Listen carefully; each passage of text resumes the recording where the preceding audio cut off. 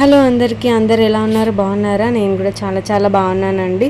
So ఈరోజు vlog వచ్చేసి ఏంటంటే మా అత్తయ్య స్పెషల్ చేస్తున్నారు చికెన్ కర్రీ.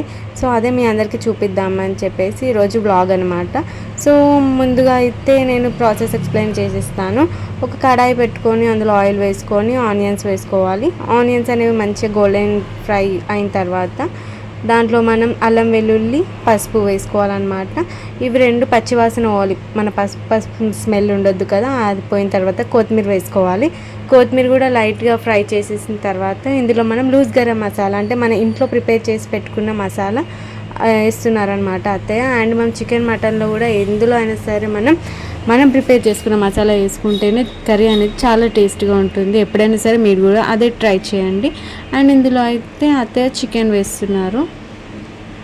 చికెన్ని మంచిగా, మా ఇంట్లో అయితే స్కిన్ తింటారు అందరూ, నాకు నచ్చదు కానీ నేను ఈ మధ్య అయితే చికెన్ కూడా చాలా అవాయిడ్ చేసేస్తాను. అసలు నీసేం తినడం లేదు. జస్ట్ ఇలా కలుపుకోవాలి. మనం చికెన్ మంచిగా ఆయిల్ పట్టేటట్టు మనం కలుపుకోవాలి. ఇలా మనము ఏం చేయాలంటే మీడియం ఫ్లేమ్లో పెట్టుకోవాలి. మీడియం ఫ్లేమ్లో పెట్టుకొని మనం ఒక 5 మినిట్స్కి ఒకసారి మంచిగా కలుపుతూ ఉండాలి. మనం హై ఫ్లేమ్ కూడా పెట్టవద్దు, మీడియం ఫ్లేమ్ పెట్టుకోవాలి. ఇలా మంచిగా కొంచెం ఫ్రై అయిన తర్వాత ముక్క మంచి ఇదైనాక కారం వేసుకోవాలి. 2 టేబుల్ స్పూన్స్ కారం వేసుకున్నారనమాట. కారం అనేది అంటే మీ ఘాట్ని చూసుకొని వేసుకోండి. మీరు మా ఇంట్లో స్పైసీ ఎక్కువ తింటారు కాబట్టి కారం కూడా ఎక్కువ వేసారనమాట. నెక్స్ట్ వచ్చేసి ఇందులోనే మనం సాల్ట్ కూడా వేసుకోవాలి. సాల్ట్ కారం రెండు వేసి బాగా మిక్స్ చేసేసుకోవాలి. మొత్తం ముక్కలకి ఆ కారం అనేది పట్టాలన్నమాట.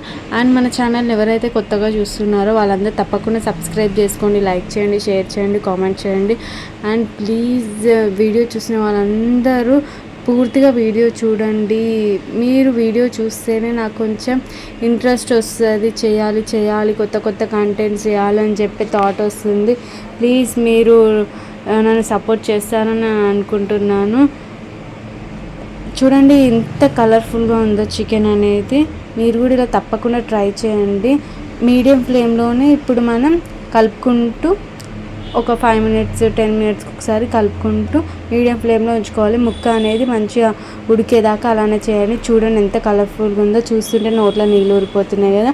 తప్పకుండా మీ ఇంట్లో కూడా మీరు ట్రై చేయండి. ఇలా ట్రై చేసి తిని నాకు కామెంట్ చేయండి ఎలా ఉంది అనేది. Thank you for watching this video.